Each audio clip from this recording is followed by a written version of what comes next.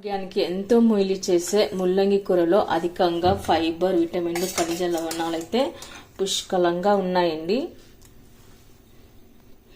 ఈ కూర రైస్లోకి, రోటిలోకి, చపాతీలోకి చాలా బాగుంటుంది. మరైతే నేను ఇందులోకి ఏమేమి వేసాను, ఎలా చేశాను అనేది వీడియోని ఎక్కడ స్కిప్ చేయకుండా చివరి వరకు అయితే చూడండి. హలో అండి, వెల్కమ్ టు మా ఇంటి రుచి వంట కిచెన్. ఇవాళ మనం ఎంత హెల్దీగా టేస్ట్గా ఉండే ముల్లంగి ఆకులు కూడా చూసుకుందాము. ఇప్పుడు మనం ఇక్కడ ఇలా లేతగా ఉన్న ముల్లంగిలు అయితే తీసుకోవాలండి. ఆకులు ఇలా లేతగా ఉన్నాయి తీసుకోవాలి, అప్పుడే మనకు కూర అనేది రుచిగా వస్తుంది. ఇప్పుడు ముల్లంగి ఆకులను మనం ఇలా కట్ చేసుకుని ఒకసారి ఉప్పు నీళ్ళు వేసుకొని బాగా క్లీన్ చేసి కడిగి కట్ చేసుకొని పెట్టుకుందాము. చూడండి, ఆకులు అయితే ఎక్కడ మనకి ఇట్లా మొక్కలంటే పురుగు తినకుండా లేనట్టుగా ఇలా ఫ్రెష్గా బాగున్న ఆకులు అయితే మనము తీసుకోవాలి. ఆ తర్వాత ఇట్లా ఇప్పుడు మనం ముల్లంగి నుంచి ఇట్లా సపరేట్గా అయితే ఆకులను తీసుకొని పెట్టుకుందాము. అలాగే అన్ని ముల్లంగిల నుంచి ఇలా ఆకులను తీసుకొని పెట్టుకోవాలి.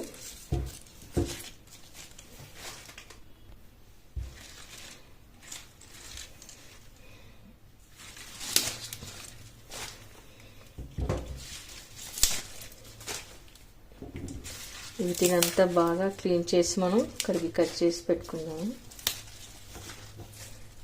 ఏవైనా బాగానే ఉంటే పక్కకు తీసేయండి. ఇప్పుడు మనం ఈ ఆకులనంతా కట్ చేసి పెట్టుకోవాలి. మనం ముల్లంగి తీసుకున్న తర్వాత ముల్లంగి మాత్రమే తీసుకుంటామండి, ఆకులను సపరేట్ చేసేస్తాము. ఉన్నదంతా ఆకులలోనే ఉంటుంది. అధికంగా ఫైబర్, విటమిన్లు, ఖనిజ లవణాలన్నీ ఈ ముల్లంగి ఆకులనే మనకు పుష్కలంగా అయితే లభిస్తాయి.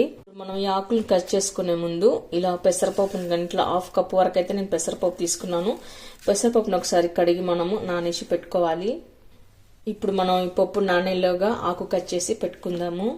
ఇప్పుడు మనం ఇలా కట్ చేసి పెట్టుకున్న ముల్లంగి ఆకులను పక్కకు పెట్టేసుకొని ఇప్పుడు కర్రీ చేసుకోవడం కోసం కడాయి పెట్టుకొని అందులోకి 2 టేబుల్ స్పూన్ల వరకు అయితే ఆయిల్ వేసుకోవాలి. ఇప్పుడు ఆయిల్ హీట్ అయిన తర్వాత పచ్చిశనగపప్పు వేసుకోవాలి. ఆ తర్వాత ఆవాలు, జీలకర్ర, మినపగుళ్ళు అవి చిట్టపట్టమన్న తర్వాత ఇప్పుడు మనం ఇలా సన్నగా కట్ చేసి పెట్టుకున్న ఉల్లిపాయ ముక్కలు వేసుకోవాలి.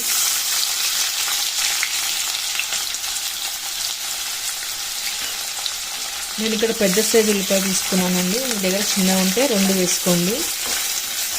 ఇప్పుడు ఉల్లిపాయ కలర్ మారే వరకు మనం కలుపుకొని పెట్టుకోవాలి. ఆ తర్వాత ఇందులోకి మనం సన్నగా కట్ చేసి పెట్టుకున్న పచ్చిమిర్చి ముక్కలు, ఆ తర్వాత ఎండుమిర్చి కూడా వేసుకుందాము. ఆ తర్వాత కరివేపాకు, ఇవన్నీ వేసాక ఒకసారి కలుపుకొని పెట్టుకోవాలి. ఆ తర్వాత ఇలా కచ్చపచ్చగా దంచి పెట్టిన 4-5 వెల్లుల్లి రెబ్బలు కూడా వేసుకోవాలి.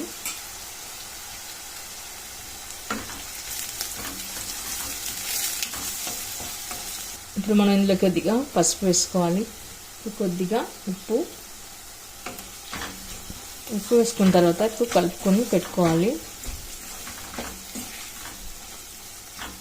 ఇప్పుడు ఉల్లిపాయ ముక్కలు మనం మంచి కలర్ అంటే బంగారు వర్ణంలోకి మారాలి, అంతవరకు అయితే కలుపుకొని పెట్టుకోవాలి.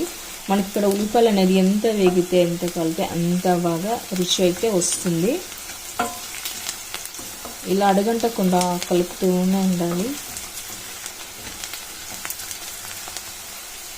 నేను ఇక్కడ కారం పొడి వేయట్లేదండి, మీకు కారం తగ్గట్టుగా పచ్చిమిర్చి ముక్కలు వేసుకోండి, సరిపోతుంది.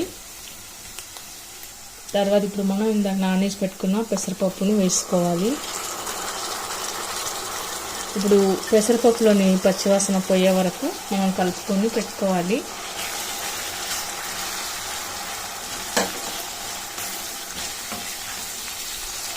తర్వాత ఇప్పుడు మనం పెసరపప్పు కాస్త వేగిన తర్వాత మనం కట్ చేసి పెట్టుకున్న ముల్లంగి ఆకులను వేసుకోవాలి.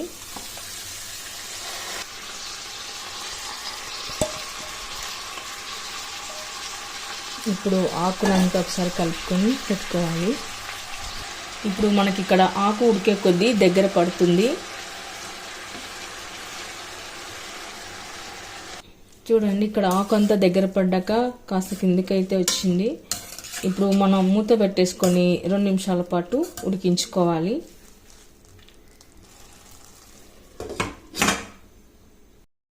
రెండు నిమిషాల తర్వాత ఇప్పుడు ఒకసారి అడుగంటకుండా మనం ఆకుకూరని కలుపుకొని పెట్టుకోవాలి. ముల్లంగిలో ఉన్న ఇందులో తేమానే మనకు సరిపోతుందండి, నీరు వేయాల్సిన అవసరం లేదు. ఇప్పుడు కొద్దిగా రుచికి సరిపడా ఉప్పు వేసుకోవాలి. అలాగే ధనియా పౌడర్, జీరా పౌడర్ వేసుకొని కలుపుకొని పెట్టుకోవాలి. మీకు ఒకవేళ ముల్లంగాకు త్వరగా ఉడకలేకపోతే మరో 2 నిమిషాల పాటు ఉడికించుకోండి. ఆకు లావుగా ఉంటుంది కాబట్టి మనకు తోటకూర మాదిరిగా త్వరగా అయితే ఉడకదు కాబట్టి మరి కాస్త మూత పెట్టుకొని 2 నిమిషాలు ఉడికిస్తే సరిపోతుంది. ఇప్పుడు 2 నిమిషాల తర్వాత చూడండి, ఆకు అయితే చక్కగా ఉడికిపోయింది. ఇప్పుడు మనకు వాటర్ తేమ కూడా అనపడట్లేదు. ఇప్పుడు చివరన ఆకు ఉడికిన తర్వాత మనము